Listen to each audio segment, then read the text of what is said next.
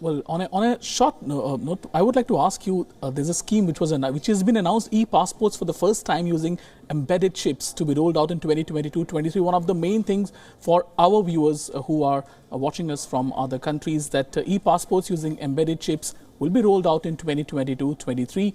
And on that note, I will come back to you for something on defense manufacturing now.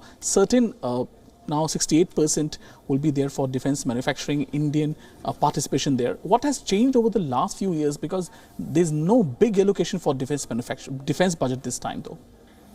I think that so far we have been shying away from Indian businesses getting into the making of defense equipment of various kinds. And you can say that partly it's the industry's fault for not coming up. But I think it's more a political and not an economic issue that we continue to look at our industrialists with suspicion. But we have no qualms about importing it from private entrepreneurs, private companies outside our borders. And I think this contradiction, this conflict was not even thought about. I mean, nobody even discussed this. The fact that the government has now come and said that 68% of our procurement, defense procurement, will happen from Indian companies, who in turn may tie up with foreign companies because now 100% FDI has been allowed, or do it on their own, is a good step.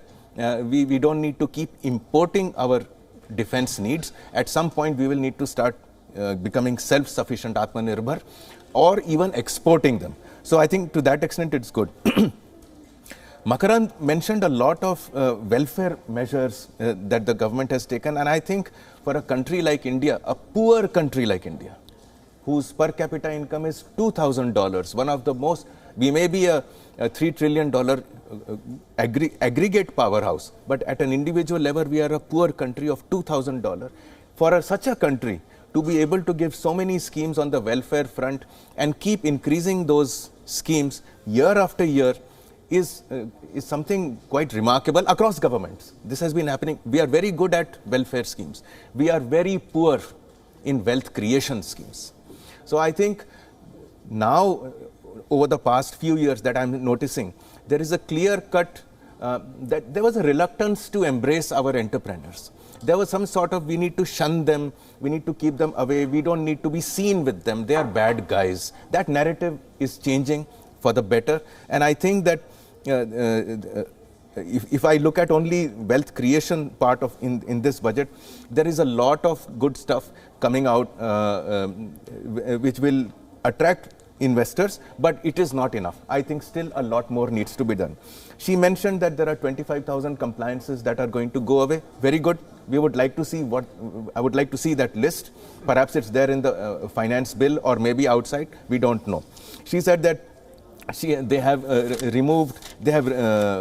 repealed 1,486 laws. That's again a good thing.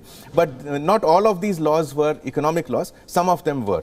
They were redundant. So I think step by step the government is moving. If this 25,000 the total compliance universe of Indian businesses is about 69,233. Now, if this is reduced by half or to a quarter, I think we are talking very big, and with a perspective of a 25-year horizon, this can be seen as the first step. So I think there is an intention to create wealth for wealth creators, to incentivize wealth creators in India, along with welfare measures, wealth redistribution.